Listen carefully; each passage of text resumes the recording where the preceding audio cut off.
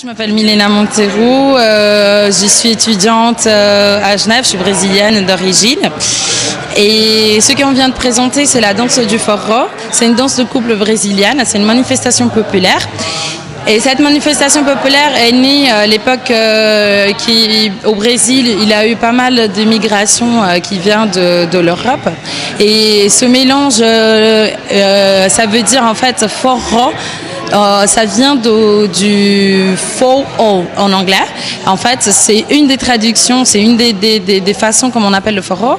C'est quand les Anglais ils sont débarqués, en fait, surtout au nord-est du Brésil, ils ont fait un bal, ils ont créé un bal auquel ils appelaient tout le monde, toute la population, et puis forró pour tous.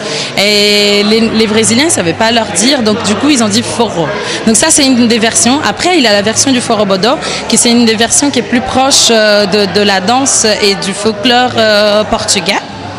Donc c'est ça, c'est une danse de couple, une danse de contact auquel on est proche et puis qu'il existe plusieurs dérivations dans le forró qu'on peut danser, c'est le shot, le baião et la rastapé. Donc le cours que vous venez de voir, c'est surtout sur le shot et il y a des forrós en Suisse, à Genève, à Lausanne, à Bâle, à Zurich, à Berne, à Neuchâtel, donc dans plusieurs endroits.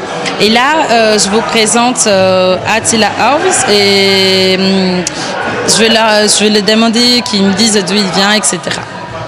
Me diz de onde você vem, seu nome, eu vou traduzir. Ok, meu nome é Attila, eu venho de São Paulo, Brasil. Moro atualmente em Basel e trabalho com forró, coordeno 2 grupos de forró, um em Basel e outro em Berna. É há pouco tempo ainda, mas está tendo uma recepção muito boa, as pessoas gostam, é uma proposta diferente. O forró é uma dança de cópia, mas é uma dança de cópia que tem contato, e isso é o diferencial do forró.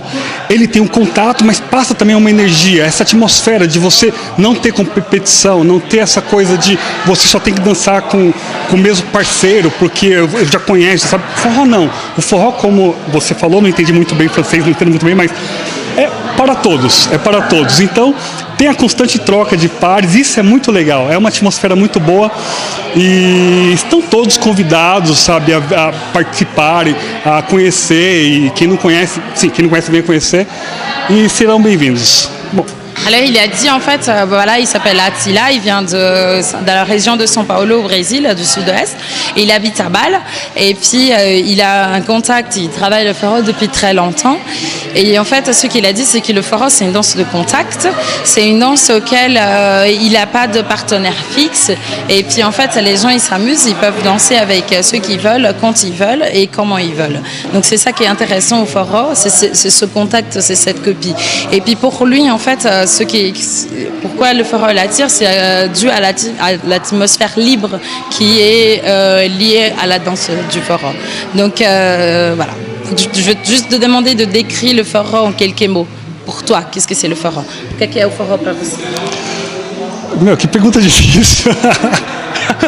É uma pergunta difícil porque o forró é uma paixão. Para mim, eu acho que mais que uma paixão, é uma religião.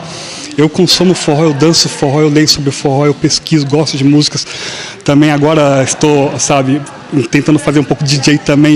Eu viajo, é uma paixão, é isso. Voilà, donc il a dit en fait que le forró pour lui c'était une passion, c'est une danse, c'est une religion. Donc il cherche, il danse, il commence à faire DJ. Donc du coup pour lui, forró c'est sa vie.